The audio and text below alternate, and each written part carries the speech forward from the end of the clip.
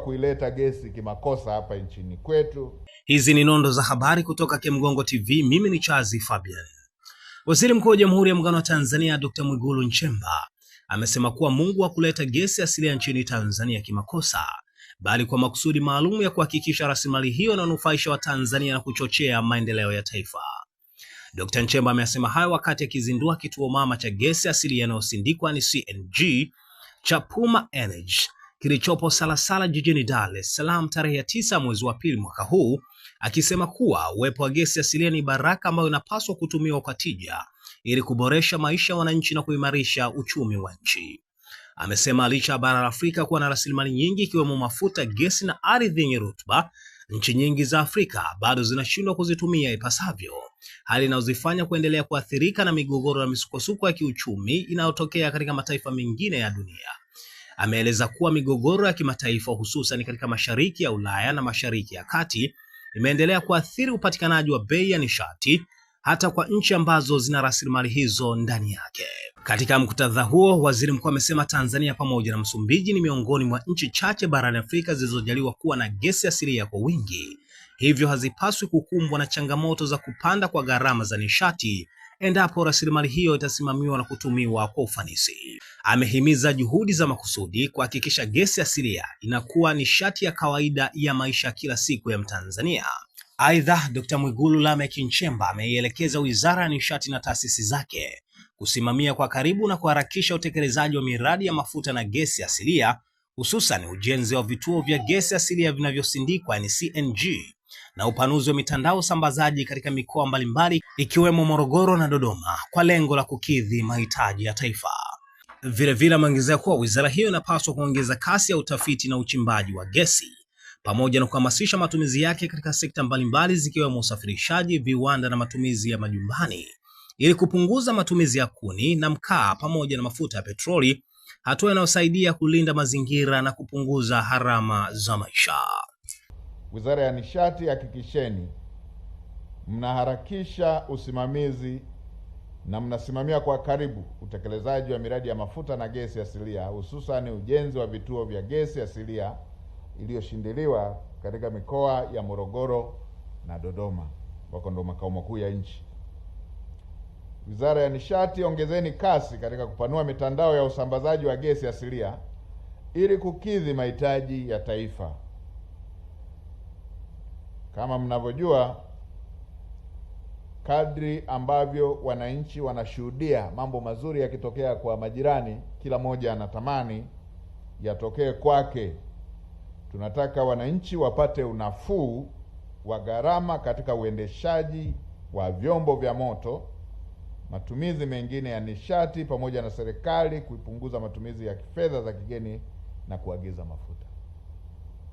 Nilisema siku moja nikiwa naongea na Wizara ya Kilimo na Mifugo kwamba ulitokea mzozo kule Ulaya ya Mashariki eti na nchi za Afrika ikiwemo Tanzania, Uganda, Kenya, DRC, Zambia, nchi zenye ukanda wa kijani na zenyewe zikakosa mafuta ya kula.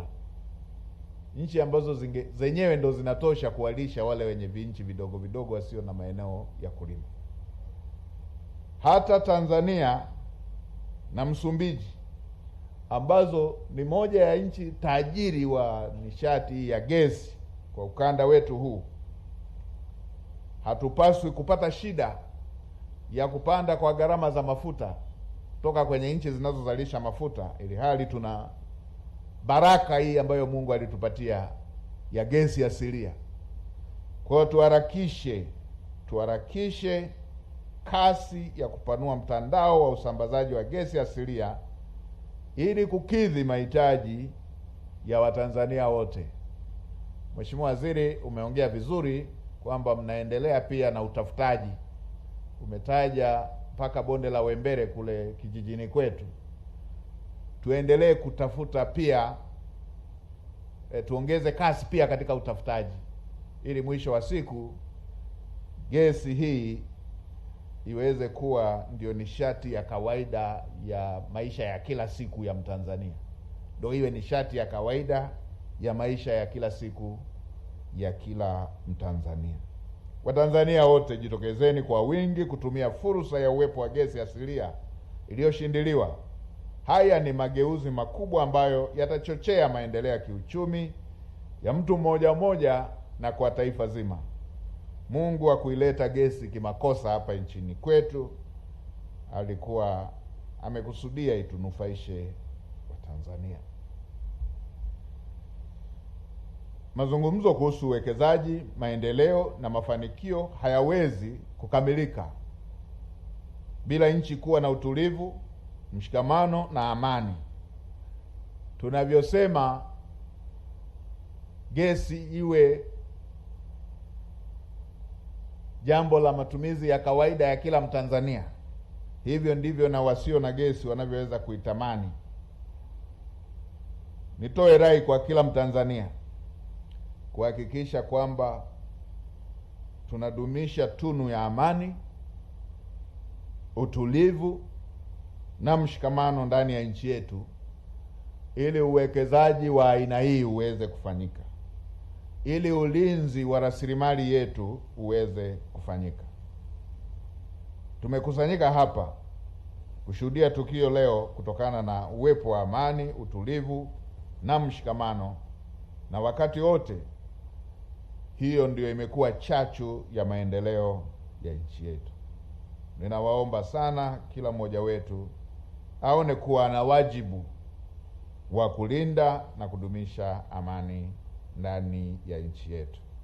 Sikiliza, unataka kujenga nyumba imara kwa bei nafuu? Karibu Kemgongo Hardware. Tunaopatikana Dodoma karibu na ofisi ya kata ya Mchuka, mkabala na barabara ya lami ya kuelekea Mvumi. Sisi Kemgongo Hardware tunauza vifaa vyote vya ujenzi, kuanzia saruji, nondo, mabati, rangi hadi matofali. Matofali yetu sasa yanapatikana kwa saizi zote kama vile inchi 5, inchi 6, yakiwa katika hali ya uimara na yenye ubora kwa bei nafuu zaidi ya soko. Iko hivi, Kemgongo Hardware ndio sehemu sahihi kwa ujenzi wako wa ndoto. Wasiliana nasi kupitia simu namba 0750694276 ama 0653611722.